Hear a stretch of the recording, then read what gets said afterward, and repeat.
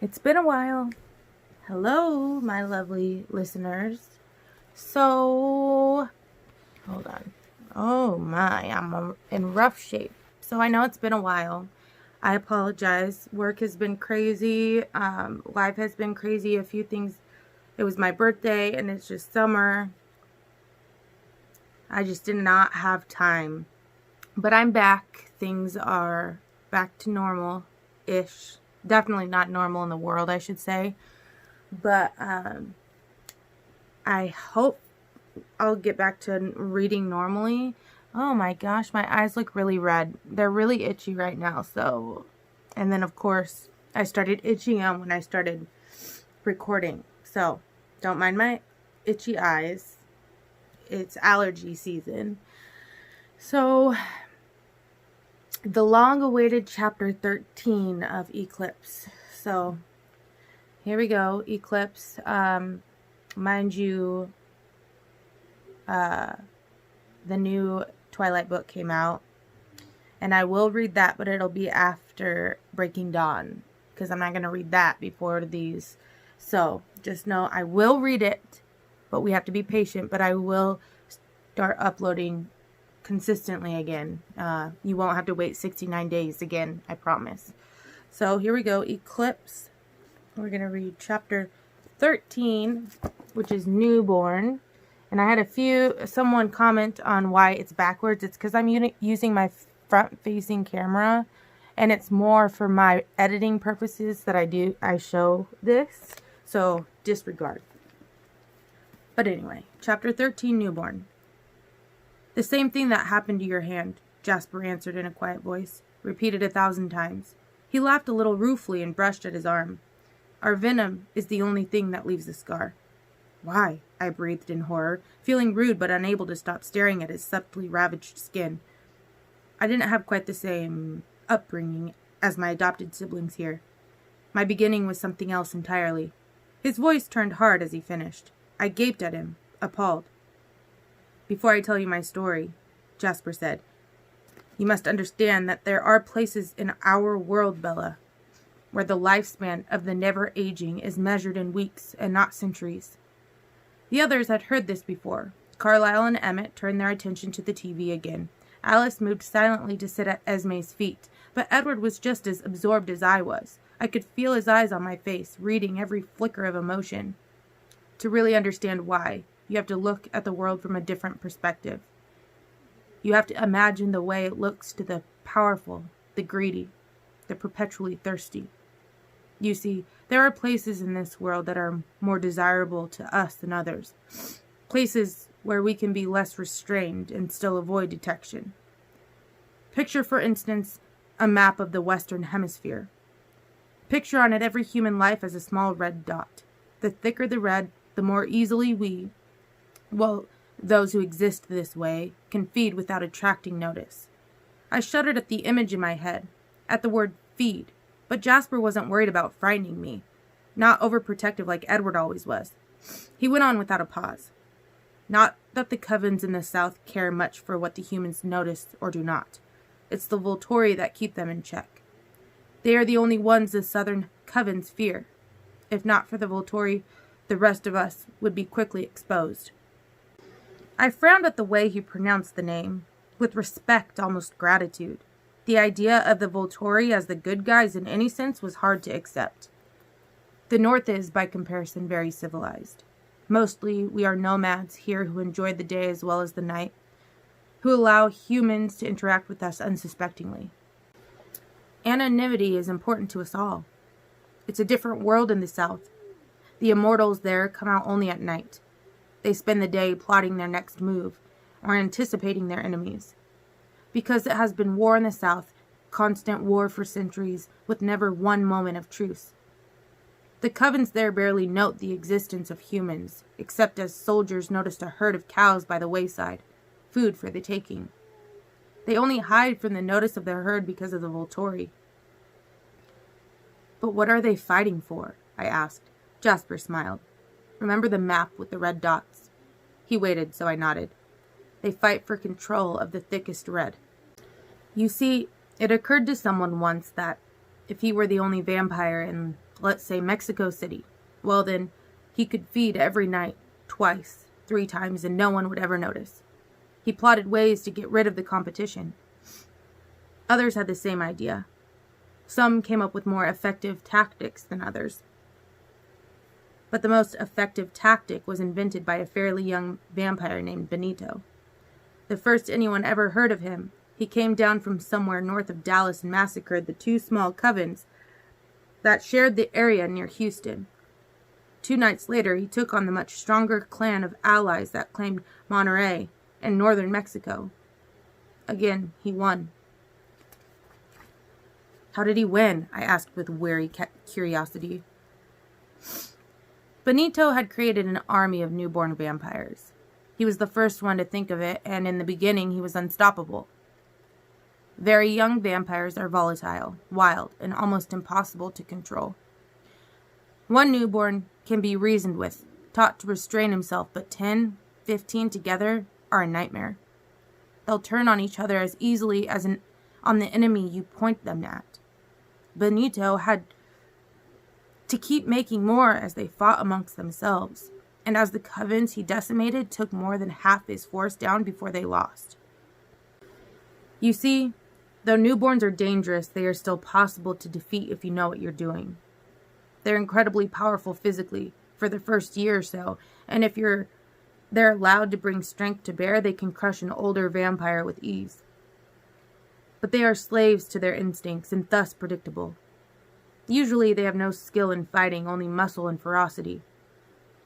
And in this case, overwhelming numbers. The vampires in southern Mexico realized what was coming for them, and they did the only thing they could think of to counteract Benito. They made armies of their own. All hell broke loose, and I mean that more literally than you can possibly imagine. We immortals have our histories too, and this particular war will never be forgotten. Of course, it was not a good time to be human in Mexico either. I shuddered. When the body count reached epidemic proportions, in fact, your histories blame a disease for the population slump, the Volturi finally stepped in. The entire guard came together and sought out every newborn in the bottom half of North America. Benito was entrenched in Puebla, building his army as quickly as he could in order to take on the prize, Mexico City. The Volturi started with him and then moved on to the rest. Anyone who was found with the newborns was executed immediately, and since everyone was trying to protect themselves from Benito, Mexico was emptied of vampires for a time. The Volturi were cleaning house for almost a year. This was another chapter of our history that will always be remembered, though there were very few witnesses left to speak of what it was like. I spoke to someone once who had, from a distance, watched what happened when they visited Culiacan. Jasper shuddered. I realized that I had never before seen him either afraid or horrified. This was a first. It was enough that the fever for conquest did not spread from the south. The rest of the world stayed sane. We owe the Volturi for our present way of life. But when the Volturi went back to Italy, the survivors were quick to stake their claims in the south. It didn't take long before covens began to dispute again. There was a lot of bad blood, if you'll forgive the expression. Vendettas abounded. The idea of newborns was already there, and some were not able to resist. However, the Volturi had not been forgotten, and the southern covens were more careful this time. The newborns were selected from the human pool with more care and given more training. They were used circumspectly, and the humans remained, for the most part, oblivious. Their creators gave the Volturi no reason to return. The wars resumed, but on a smaller scale. Every now and then someone would go too far. Speculation would begin in the human newspapers, and the Volturi would return and clean out the city. But they let the others, the careful ones, continue. Jasper was staring off into space. That's how you were changed. My realization was a whisper. Yes, he agreed. When I was human, I lived in Houston, Texas. I was almost 17 years old when I joined the Confederate Army in 1861. I lied to the recruiters and told them I was 20. I was tall enough to get away with it. My military career was short-lived, but very promising. People always liked me, listened to what I had to say. My father said it was charisma. Of course, now I know it was probably something more. But whatever the reason, I was prompted quickly through the ranks over older, more experienced men. The Confederate Army was new and scrambling to organize itself, so that provided opportunities as well. By the first Battle of Galveston, well, it was more of a skirmish really, I was the youngest major in Texas, not even acknowledging my real age. I was placed in charge of evacuating the women and children from the city when the Union's mortar boats reached the harbor. It took a day to prepare them, and then I left with the first column of civilians to convey them to Houston. I remember that one night very clearly. We reached the city after dark. I stayed only long enough to make sure the entire party was safely situated. As soon as that was done, I got myself a fresh horse and I headed back to Galveston. There wasn't time to rest. Just a mile outside the city, I found 3 women on foot. I assumed they were stragglers and dismounted at once to offer them my aid. But when I could see their faces in the dim light of the moon, I was stunned into silence. They were, without question, the 3 most beautiful women I had ever seen. They had such pale skin, I remember marveling at it. Even the little black-haired girl, whose features were clearly Mexican, was porcelain in the moonlight. They seemed young, all of them, still young enough to be called girls. I knew they were not lost members of our party. I would have remembered seeing these 3. "He's speechless," the tallest girl said in a lovely, delicate voice. It was like wind chimes. She had fair hair and her skin was snow white. The other was blonder still. Her skin was just as chalky. Her face was like an angel's. She leaned toward me with half-closed eyes and inhaled deeply. She sighed, lovely. The small one, the tiny brunette, put her hand on the girl's arm and spoke quickly. Her voice was too soft and musical to be sharp, but that seemed to be the way she intended it. "Concentrate, Nettie," she said. I'd always had a good sense of how people related to each other, and it was immediately clear that the brunette was somehow in charge of the others. If they'd been military, I would have said that she outranked them. "He looks right. Young, strong, an officer." The brunette paused, and I tried unsuccessfully to speak. "And there's something more. Do you sense it?" she asked the other 2. "He's compelling." "Oh, yes," Nettie quickly agreed, leaning toward me again. "Patience," the brunette cautioned her. "I want to keep this one." Nettie frowned. She seemed annoyed. "You better do it, Maria," the taller blonde spoke again. "If he's important to you, I kill them twice as often as I keep them." "Yes, I'll do it," Maria agreed. "I really do like this one. Take Nettie away, will you? I don't want to have to protect my back while I'm trying to focus." My hair was standing up on the back of my neck, though I didn't understand the meaning of anything the beautiful creatures were saying. My instincts told me that there was danger, that the angel had meant it when she spoke of killing, but my judgment overruled my instincts. I'd not been taught to fear women, but to protect them. "Let's hunt," Nettie agreed enthusiastically, reaching for the tall girl's hand. They wheeled. They were so graceful, and sprinted toward the city. They seemed to almost take flight, they were so fast. Their white dresses blew out behind them like wings. I blinked in amazement, and they were gone. I turned to stare at Maria, who was watching me curiously. I'd never been superstitious in my life. Until that second, I never believed in ghosts or any other such nonsense. Suddenly, I was unsure. "What is your name, soldier?" Maria asked me. "Major Jasper Whitlock, ma'am." I stammered, unable to be impolite to a female, even if she was a ghost. "I truly hope you survive, Jasper," she said in her gentle voice. "I have a good feeling about you." She took a step closer and inclined her head as if she were going to kiss me. I stood frozen in place, though my instincts were screaming at me to run. Jasper paused, his face thoughtful. "A few days later," he finally said, and I wasn't sure if he had edited his story for my sake or because he was responding to the tension that even I could feel exuding from Edward. I was introduced to my new life. Their names were Maria, Nettie, and Lucy.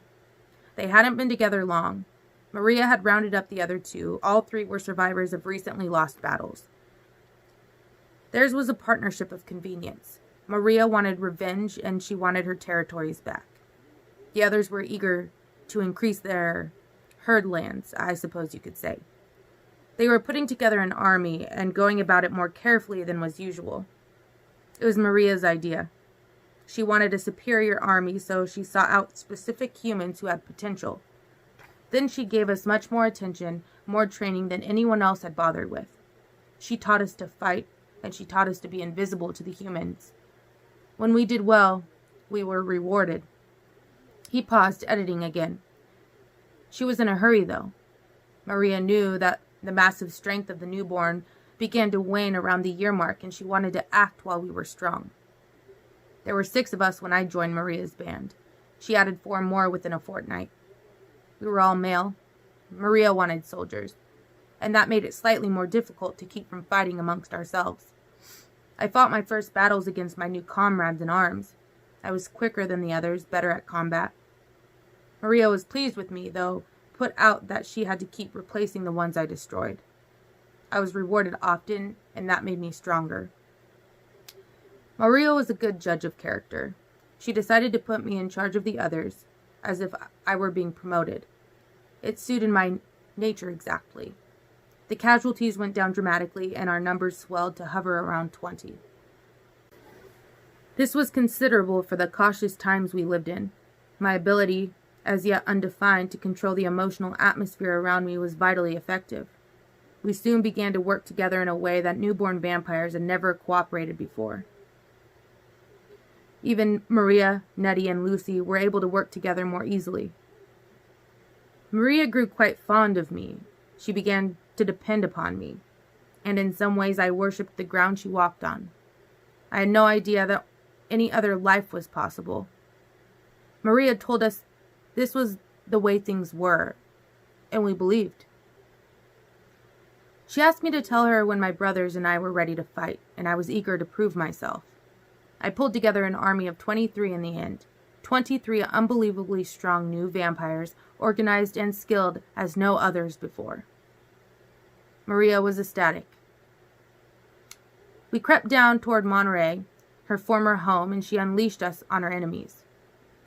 They had only 9 newborns at the time and a pair of older vampires controlling them. We took them down more easily than Maria could believe, losing only 4 in the process. It was an unheard of margin of victory. And we were well trained. We did it without attracting notice. The city changed hands without any human being aware. Success made Maria greedy. It wasn't long before she began to eye other cities. That first year, she extended her control to cover most of Texas and northern Mexico. Then the others came from the south to dislodge her. He brushed 2 fingers along the faint pattern of scars on his arm. The fighting was intense. Many began to worry that the Volturi would return.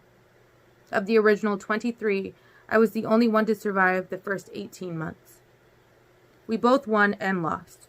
Nettie and Lucy turned on Maria eventually, but that one we won. Maria and I were able to hold on to Monterey. It quieted a little, though the wars continued. The idea of conquest was dying out. It was mostly vengeance and feuding now. So many had lost their partners, and that is something our kind does not forgive. Maria and I always kept a dozen or so newborns ready. They meant little to us. They were pawns. They were disposable. When they outgrew their usefulness, we did dispose of them. My life continued in the same violent pattern, and the years passed. I was sick of it all for a very long time before anything changed. Decades later, I developed a friendship with a newborn who'd remained useful and survived his first 3 years against the odds. His name was Peter. I liked Peter. He was civilized. I suppose that's the right word. He didn't enjoy the fight, though he was good at it. He was assigned to deal with the newborns, babysit them, you could say. It was a full-time job. And then it was time to purge again. The newborns were outgrowing their strength. They were due to be replaced. Peter was supposed to help me dispose of them. We took them aside individually, you see, one by one. It was always a very long night. This time he tried to convince me that a few had potential, but Maria had instructed that we get rid of them all. I told him no. We were about halfway through, and I could feel that it was taking a great toll on Peter. I was trying to decide whether or not I should send him away and finish up myself as I called out the next victim. To my surprise, he was suddenly angry, furious. I braced for whatever his mood might foreshadow. He was a good fighter, but he was never a match for me. The newborn I'd summoned was a female, just past her year mark. Her name was Charlotte. His feelings changed when she came into view. They gave him away. He yelled for her to run, and he bolted after her. I could have pursued them, but I didn't. I felt averse to destroying them. Maria was irritated with me for that. 5 years later, Peter snuck back for me. He picked a good day to arrive. Maria was mystified by my ever-deteriorating frame of mind. She'd never felt a moment's depression, and I wondered why I was different. I began to notice a change in her emotions when she was near me. Sometimes there was fear and malice, the same feelings that had given me advance warning when Nettie and Lucy struck. I was preparing myself to destroy my only ally, the core of my existence, when Peter returned. Peter told me about his new life with Charlotte, told me about options I'd never dreamed I had. In 5 years, they never had a fight, though they'd met many others in the north, others who could coexist without the constant mayhem. In one conversation, he had me convinced. I was ready to go and somewhat relieved I wouldn't have to kill Maria. I'd been her companion for as many years as Carlisle and Edward had been together, yet the bond between us was nowhere near as strong. When you live for the fight, for the blood, the relationship you form are tenuous and easily broken. I walked away without a backward glance. I traveled with Peter and Charlotte for a few years, getting the feel of this new, more peaceful world, but the depression didn't fade. I didn't understand what was wrong with me until Peter noticed that it was always worse after I'd hunted. I contemplated that. In so many years of slaughter and carnage, I'd lost nearly all of my humanity. I was undeniably a nightmare, a monster of the grisliest kind. Yet, each time I found another human victim, I would feel a faint prick of remembrance for that other life. Watching their eyes widen in wonder at my beauty, I could see Maria and the others in my head, what they had looked like to me the last night that I was Jasper Whitlock. It was stronger for me, this borrowed memory, than it was for anyone else, because I could feel everything my prey was feeling, and I lived their emotions as I killed them. You've experienced the way I can manipulate the emotions around myself, Bella, but I wonder if you realize how the feelings in a room affect me. I live every day in a climate of emotion. For the first century of my life, I lived in a world of bloodthirsty vengeance. Hate was my constant companion. It eased some when I left Maria, but I still had to feel the horror and fear of my prey. It began to be too much. The depression got worse, and I wandered away from Peter and Charlotte. Civilized as they were, they didn't feel the same aversion I was beginning to feel. They only wanted peace from the fight. I was so wearied by killing anyone, even mere humans. Yet I had to keep killing. What choice did I have? I tried to kill less often, but I would get too thirsty and would give in.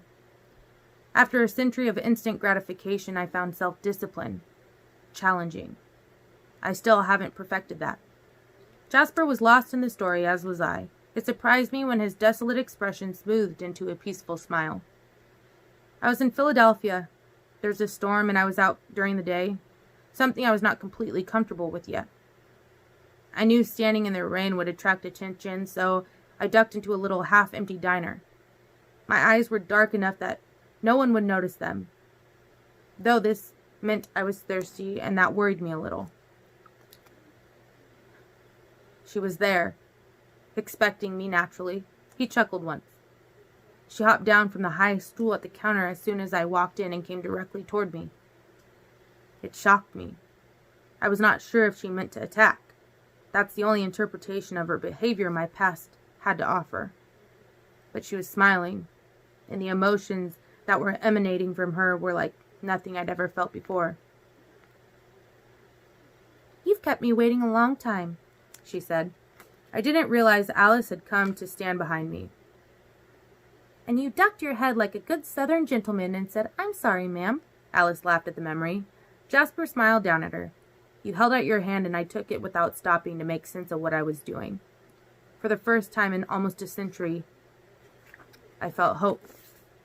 Jasper took Alice's hand as he spoke. Alice grinned. "I was just relieved. I thought you were never going to show up."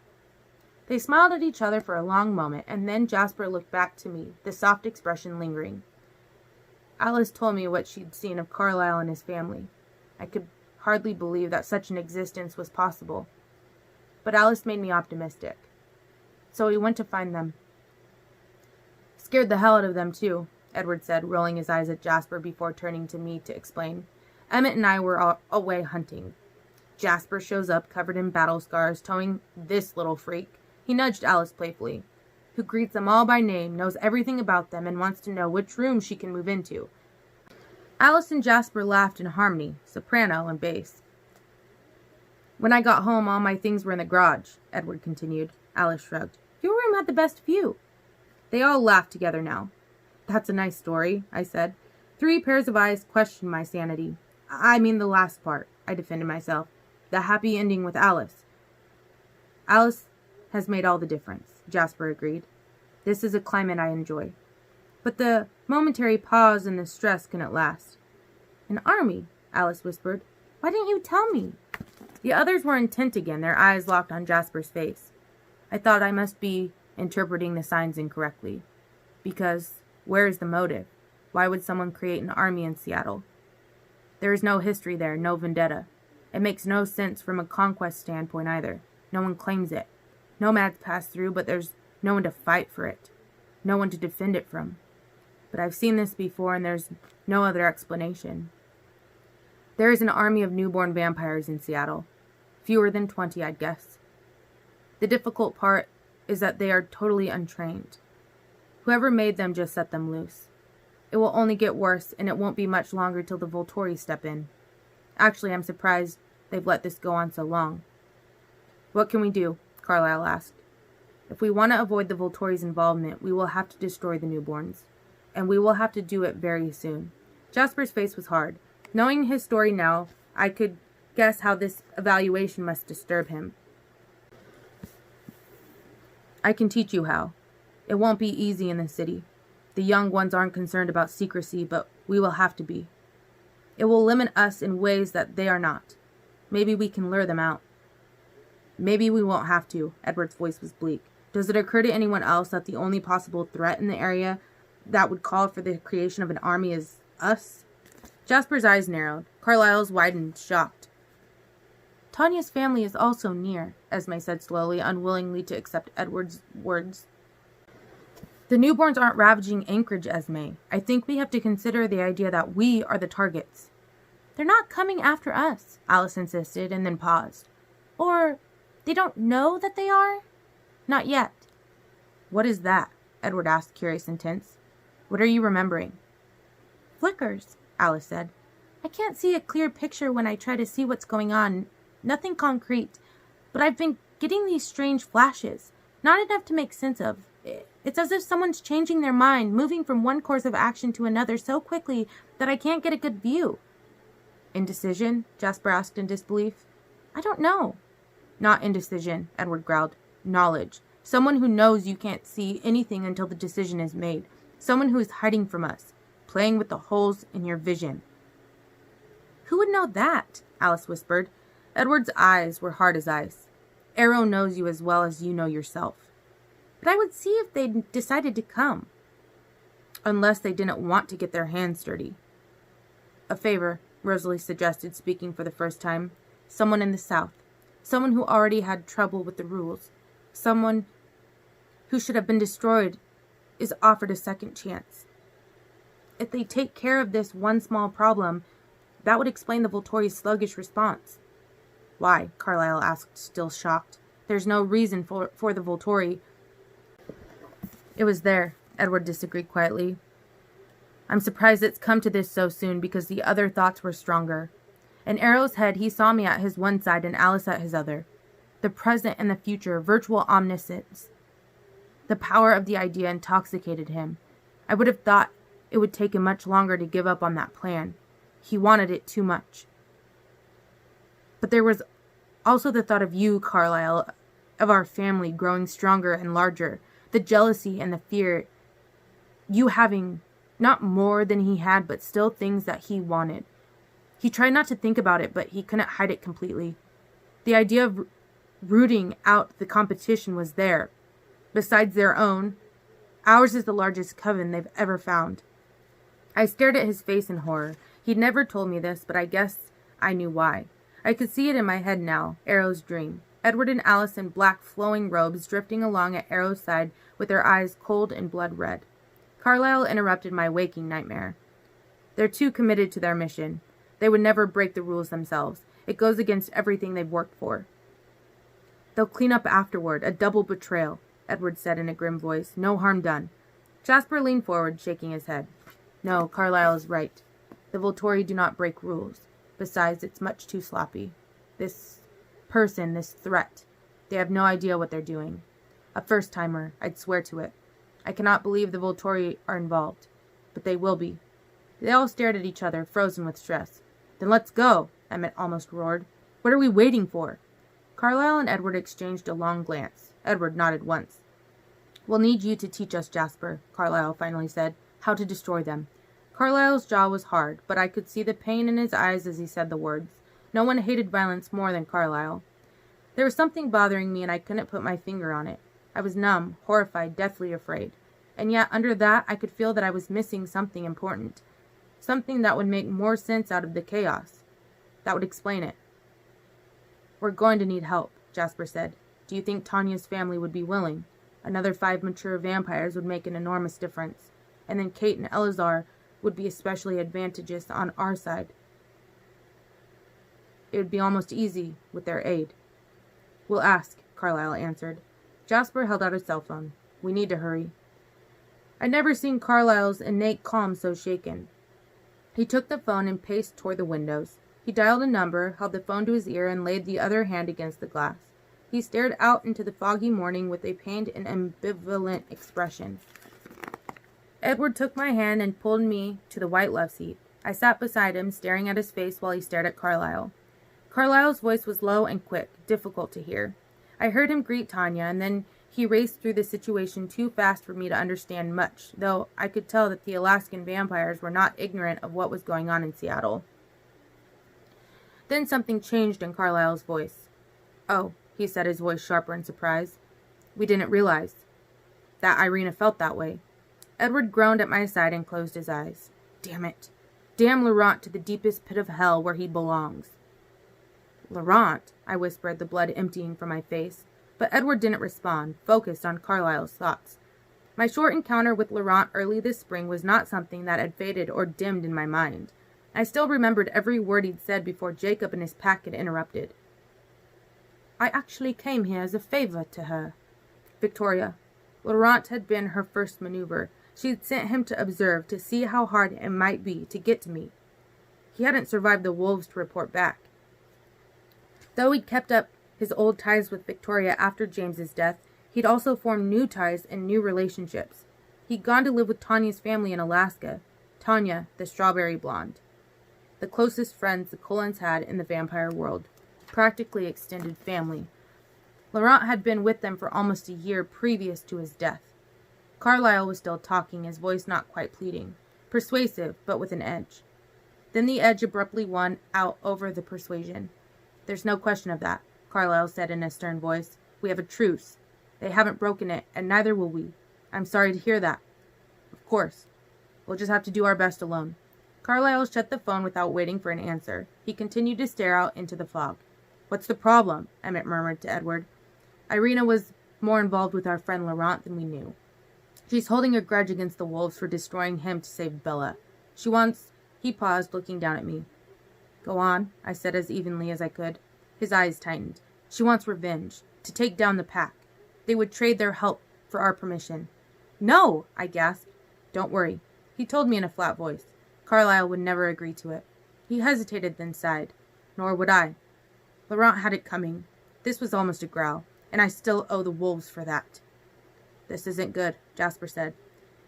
It's too even a fight. We'd have the upper hand in skill, but not numbers. We'd win, but at what price? His tense eyes flashed to Alice's face and away. I wanted to scream out loud as I grasped what Jasper meant. We would win, but we would lose. Some wouldn't survive. I looked around the room at their faces. Jasper, Alice, Emmett, Rose, Esme, Carlyle, Edward. The faces of my family.